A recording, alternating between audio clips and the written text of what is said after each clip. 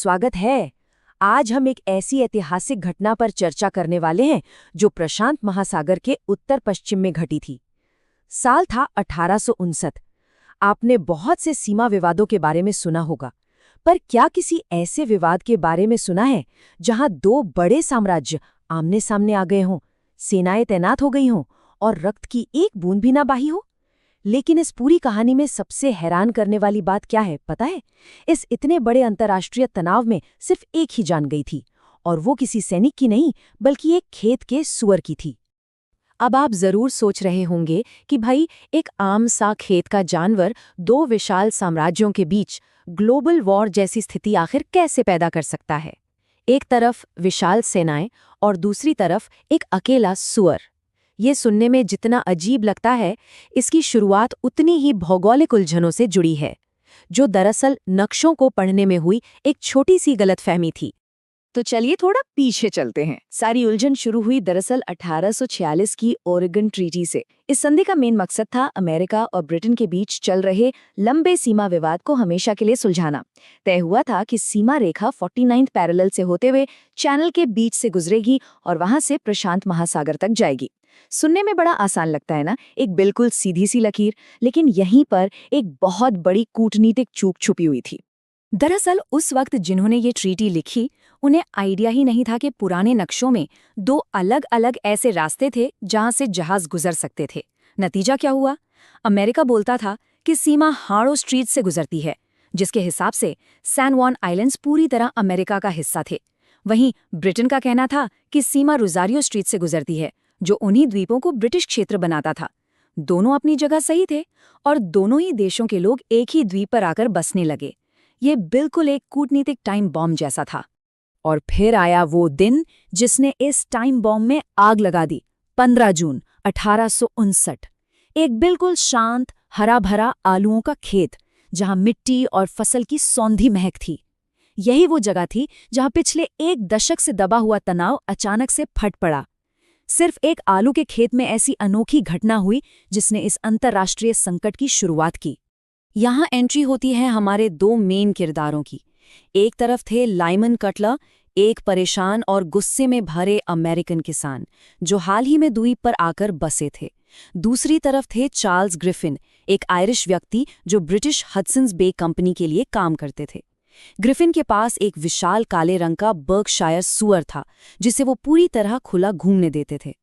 15 जून की सुबह कटलर ने देखा कि ग्रिफिन का वो सुअर उनके आलू के खेत में घुसकर फसल बर्बाद कर रहा है। अब क्योंकि ये पहली बार नहीं था, कटलर का गुस्सा आसमान पर था। उन्होंने आओ देखा नताओ अपनी बंदूक उठाई और उस सुअर को मार गिराया। अब देखिए, शुरुआत में ये मामला बेहद छोटा और साधारण था। कटलर थोड़े शांत हुए तो उन्होंने सोचा कि भारी नुकसान का मुआवजा दे देना चाहिए। वो ग्रिफिन के पास गए और $10 देने की पेशकश की।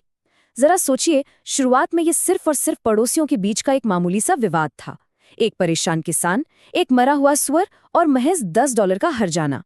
लेकिन कहानी में ट्विस्ट यहाँ आया। ग्रिफिन ने वो $10 लेने से साफ इनकार कर दिया और उसकी जगह सीधे $100 की भारी भरकम मांग कर डाली। उस जमाने में $100 मतलब बहुत बड़ी रकम।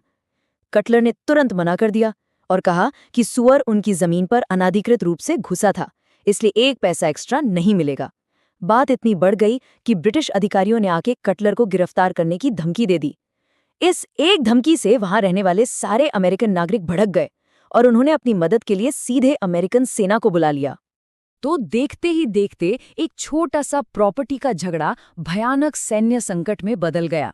जैसे ही खबर आगे पहुंची, अमेरिका ने कैप्टन जॉर्ज पिकेट को 66 सैनिकों के साथ तुरंत सैन जोन आइलैंड भेज दिया ताकि ब्रिटिश आगे ना बढ़ सकें।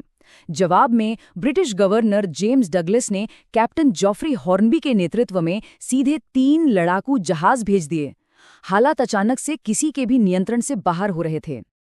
अगस्त 1859 आते आते स्थिति कितनी संगीन हो चुकी थी, जरा इन आंकड़ों पर गौर कीजिए। एक तरफ समुद्र के तट पर अमेरिका के पास 461 सैनिक और 14 तोपें तैनात थीं। वहीं समुद्र में ब्रिटेन के 5 खौफनाक लड़ाकू जहाज, 70 तोपें और 2140 सैनिक थे। और सबसे डराने वाली बात, दोनों तरफ के कमांडरों को अपने बचाव में हमला करने के आदेश मिल चुके थे। एक चिंगारी, बस एक चिंगारी, और विशाल युद्ध शुरू हो जाता। लेकिन खुशकिस्मती से वहां मौजूद सैन्य कमांडरों ने बड़ी समझदारी दिखाई और पहली गोली चलाने की बेवकूफ़ी नहीं की। और फिर बिल्कुल सही वक्त पर एक ऐसे शख्स की एंट्री होती है जिसने पूरी स्थिति को संभाल लिया। British rear admiral Robert L बेन्स वहां पहुंचे और जब उन्होंने ये पूरा हंगामा देखा तो वो बिल्कुल हैरान रह गए। उन्होंने अपने गवर्नर के आक्रमण वाले आदेश को मानने से साफ इनकार कर दिया और एक बहुत ही जबरदस्त बात कही। दो महान राष्ट्रों को एक सुअर के विवाद पर युद्ध में झोंक देना पूरी तरह से बेवकूफ़ी है। उनकी इस एक ठंडे दिमाग वाली लाइन ने उस द्वीप पर फैले सारे तनाव पर पानी फेर दिया। उधर जब इस अनोखे संकट की खबर सैन हुआन से होते हुए सीधे वॉशिंगटन डीसी और लंदन पहुंची तो वहां बैठे अधिकारियों के सच में होश उड़ गए। दोनों राजधानियों में हंगामा मच गया कि भाई ये हो क्या रहा है।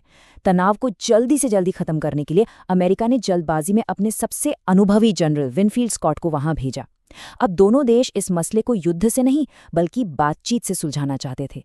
जनरल स्कॉट और ब्रिटिश गवर्नर आखिरकार एक शांति समझौते पर राजी हो गए। उन्होंने 3 बड़े कदम उठाए। पहला, सेना को तुरंत वहां से कम किया जाएगा। दूसरा, द्वीप पर दोनों के अधिकतम 100 सैनिक ही रहेंगे।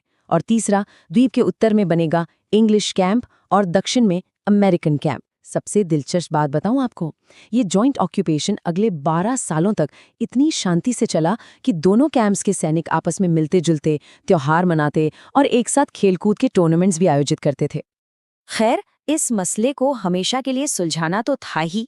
1871 में ट्रीटी ऑफ वॉशिंगटन पर हस्ताक्षर हुए। दोनों देशों ने तय किया कि अब इस विवाद का फैसला कोई तीसरा निष्पक्ष देश करेगा। उन्होंने इसके लिए चुना जर्मन एम्पायर के काइजर विल्हेम प्रथम को। पूरा 1 साल उनके आयोग ने गहन अध्ययन किया और आखिरकार 21 अक्टूबर 1872 को फैसला आया कि सही सीमा हारो स्ट्रेट से ही गुजरेगी। इसका मतलब था कि सैन जुआन आइलैंड्स औद्योगिक तौर पर अमेरिका के हो गए और इसके बाद ब्रिटिश सेना बिना किसी विरोध के वहां से निकल गई। तो सोचिए, इस पूरे 13 साल लंबे चले इस युद्ध का आखिरी नतीजा क्या रहा। इतने सारे सैनिक, विशाल लड़ाकू जहाज और तोपों के आमने सामने होने के बावजूद पूरे किस्से में सिर्फ और सिर्फ एक जान गई, और वो इकलौती कैजुअल्टी थी, वही एक बड़ा काला बर्कशायर सुअर। इसे सच में इतिहास के सबसे अनोखे, बेतुके और रक्तहीन युद्धों में से एक माना जाता है, और ये टाइटल इस घटना के लिए बिल्कुल परफेक्ट है। आज का ये ऐतिहासिक विश्लेषण हमें एक बहुत ही बड़े और अहम सवाल के साथ छोड़ जाता है। आज के आधुनिक विवादों को इस सैन जुआन आइलैंड की घटना और 12 साल लंबे शांतिपूर्ण कब्जे से क्या सीखनी चाहिए। ये कहानी हमें बहुत अच्छे से बताती है कि अगर हमारे पास ठोस कूटनीति हो, निष्पक्ष मध्यस्थता हो और कमांडरों का ठंडा दिमाग हो, तो हम कितने ही बड़े और भयंकर युद्धों को आसानी से टाल सकते हैं, चाहे उनकी शुरुआत किसी खेत में सुअर के घुसने जैसी अजीब बात से ही क्यों ना हुई हो। इस रोचक चर्चा में हमारे साथ जुड़े रहने के लिए आपका बहुत बहुत शुक्रिया।